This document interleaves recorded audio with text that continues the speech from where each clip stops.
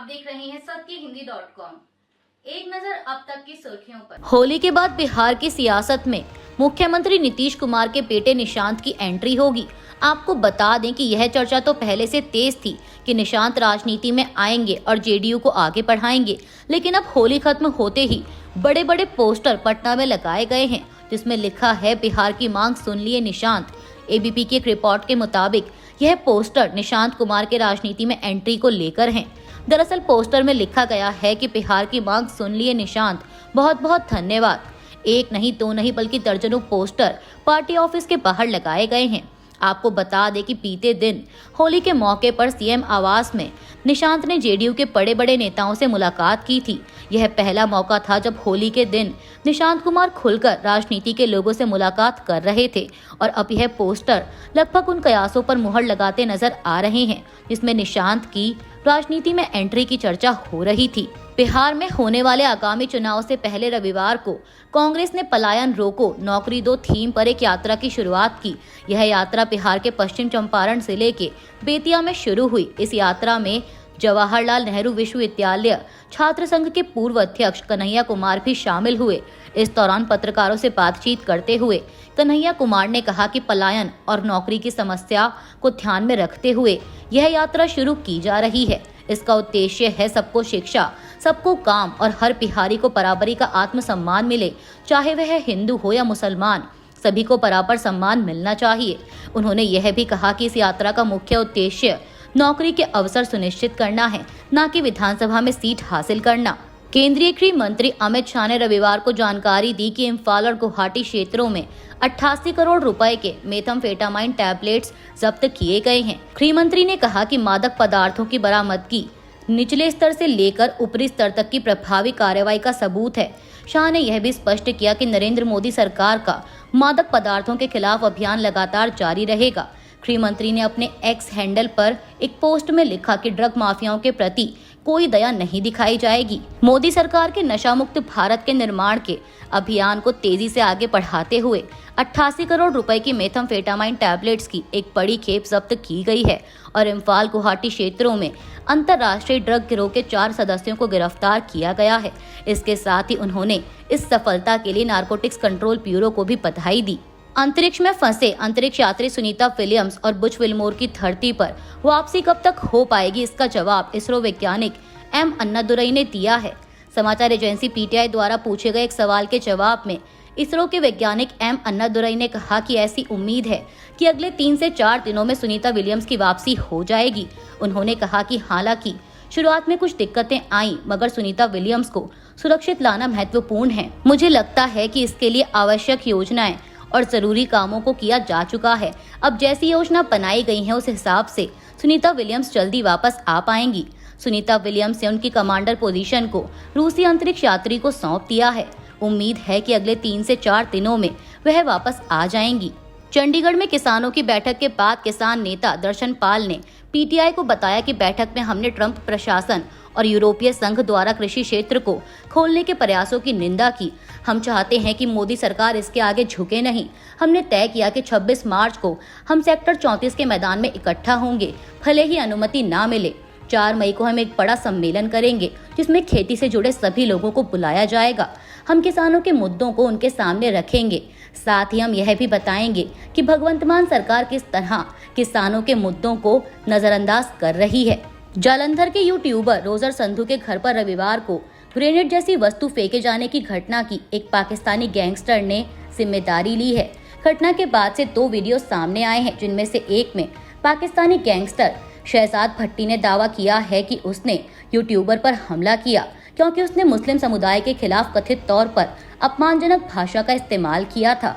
आपको बता दें कि इससे पहले पुलिस ने रविवार को बताया था कि अज्ञात लोगों ने पंजाब के जालंधर जिले के मकसूदन में संधू के घर पर ग्रेनेड जैसी वस्तु फेंकी थी। पाकिस्तान के बलूचिस्तान प्रांत के नोशकी जिले में एक बम धमाका हुआ है, जिसमें कम से कम 5 सुरक्षाकर्मी मारे गए और 32 लोग घायल हो गए। संघीय गृह मंत्री मोहसिन नकवी और बलूचिस्तान सरकार के प्रवक्ता शाहिद रिंद ने घटना की निंदा की। हालांकि उन्होंने यह नहीं बताया कि इस घटना में कितने लोग और कौन कौन मारे गए हैं। नोशकी पुलिस प्रमुख हाशिम मोहम्मद ने भी इस धमाके की पुष्टि की, लेकिन उन्होंने आगे की जानकारी नहीं दी। मीडिया रिपोर्ट्स के मुताबिक नोशकी में एक वरिष्ठ सरकारी अधिकारी ने बताया कि विस्फोट नोशकी शहर के पास क्वेटा और ताफ्तान के बीच आरसीडी हाईवे पर हुआ है। उनके मुताबिक सुरक्षा बलों का एक काफिला क्वेटा से नौकुंडी जा रहा था, जिसमें 7 बसें और 2 कार शामिल थे। उन्होंने बताया कि जब आरसीडी हाईवे पर एक आटा मिल के पास काफिला पहुंचा तो काफिले में शामिल एक बस के पास विस्फोट हुआ।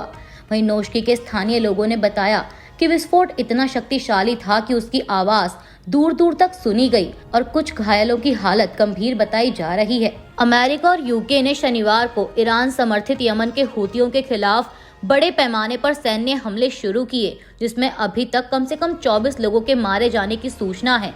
हूतियों को राष्ट्रपति ट्रंप ने चेतावनी दी है कि अगर समूह अपनी कार्रवाइयां बंद नहीं करता तो उसे गंभीर नतीजे भुगतने होंगे। यूएस ने कहा कि उन पर नरक की बारिश होगी। ट्रंप ने हूतियों के मुख्य समर्थक ईरान को भी कड़ी चेतावनी दी और समूह को समर्थन तत्काल बंद करने की मांग की। ट्रंप ने आगाह किया कि संयुक्त राज्य अमेरिका के लिए कोई भी खतरा गंभीर परिणाम लाएगा तो अमेरिका आपको पूरी तरह जिम्मेदार ठहराएगा और हम इसमें नरमी नहीं बरतेंगे।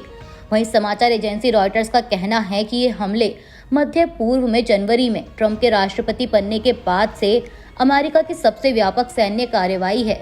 आपको बता दें कि यह हमला तब हुआ जब अमेरिका ने तेहरान पर परमाणु वार्ता के लिए दबाव बनाने के प्रयास में प्रतिबंधों को तेज कर दिया है। बिहार के भागलपुर जिले में भीड़ ने पुलिस की टीम पर हमला कर दिया। इस घटना में 4 पुलिसकर्मी घायल हो गए। यह जानकारी अधिकारियों ने रविवार को दी। भागलपुर एसएसपी हृदयकांत ने बताया कि 14 मार्च की रात को अंतीचक पुलिस स्टेशन के अंतर्गत 2 गुटों में तनाव की खबरें आई थी। बच्चों की लड़ाई थी जो 2 गुटों के तनाव में बदल गई। जब पुलिस टीम वहां गई तो लोगों के साथ उनकी हाथापाई हुई। इसके विजुअल्स भी हैं। इसमें 1 अधिकारी और 4 पुलिसकर्मी घायल हो गए हैं और इस मामले में 24 नामजद और बाकी अज्ञात हैं। इनमें से 5 की गिरफ्तारी की गई है और घायल पुलिसकर्मियों की हालत अब स्थिर है। आपको बता दें कि प्रदेश में पिछले 5 दिनों में यह तीसरा मौका है जब पुलिस पर इस तरह का हमला किया गया है। इससे पहले मुंगेर जिले में भीड़ ने एक असिस्टेंट सब इंस्पेक्टर पर हमला कर दिया था। शनिवार को उनकी मौत हो गई और एक और पुलिसकर्मी की बुधवार को मौत हो गई थी। वह भी अररिया जिले में पुलिस पर भीड़ के हमले में घायल हो गए थे। केंद्रीय मंत्री रामदास अठावले ने महाराष्ट्र के छत्रपति संभाजीनगर जिले में मुगल बादशाह औरंगजेब की कब्र को गिराने की मांग का विरोध करते हुए कहा कि इसे हटाने से कोई फायदा नहीं होगा। पीटीआई की एक रिपोर्ट के मुताबिक शनिवार रात को पत्रकारों से बात करते हुए रिपब्लिकन पार्टी ऑफ इंडिया के नेता ने यह भी कहा कि इस मामले का राजनीतिकरण नहीं किया जाना चाहिए। दिल्ली पुलिस ने एक बांग्लादेशी नागरिक को पकड़ा है जो शहर में अवैध रूप से रह रहा था। एक अधिकारी ने रविवार को यह जानकारी दी। अफसुद्दीन गाजी उम्र 40 को 13 मार्च को सुबह पुलिस गश्त के दौरान पकड़ा गया। पुलिस उपायुक्त सुरेंद्र चौधरी ने कहा कि गाजी ने 2022 में बेनापोल पेट्रापोल सीमा के माध्यम से अवैध रूप से भारत में प्रवेश किया था, जिसे रफीक नामक एक दलाल ने 4,000 रुपए में मदद की थी। महाराष्ट्र में मुगल बादशाह औरंगजेब की कब्र का मुद्दा तूल पकड़ता जा रहा है। विश्व हिंदू परिषद और बजरंग दल ने अब औरंगजेब की कब्र के खिलाफ राज्यव्यापी आंदोलन चलाने का ऐलान किया है ताकि सरकार जल्द से जल्द औरंगजेब की कब्र को हटा सके। आपको बता दें कि महाराष्ट्र में छत्रपति संभाजीनगर जिले के खुलदाबाद में मुगल बादशाह औरंगजेब की कब्र है। इस बीच राजनीति गर्माती देख औरंगजेब की कब्र पर सुरक्षा बलों की तैनाती कर दी गई है, जो 24 घंटे यहां निगरानी कर रहे हैं। एनडीटीवी की एक रिपोर्ट के मुताबिक अब विश्व हिंदू परिषद और बजरंग दल का कहना है कि पूरे राज्य में सभी तहसीलों और जिला कलेक्टर कार्यालयों के सामने जोरदार आंदोलन किया जाएगा। 17 मार्च को पूरे राज्य में आंदोलन शुरू किया जाएगा। हिंदू परिषद ने चेतावनी भी दी है कि अगर औरंगजेब की कब्र को हटाने में देरी हुई तो वह अयोध्या में कार सेवकों द्वारा चलाए गए अभियान की तरह ही औरंगाबाद में भी विरोध प्रदर्शन करेगी। विश्व हिंदू परिषद का कहना है कि महाराष्ट्र सरकार को इस पर विचार करना चाहिए और कब्र को हटाना चाहिए, अन्यथा वहां बाबरी का इतिहास दोहराया जाएगा। अभी के लिए बस इतना ही। बाकी की खबरों के लिए जुड़े रहिए सत्यहिंदी.com के साथ।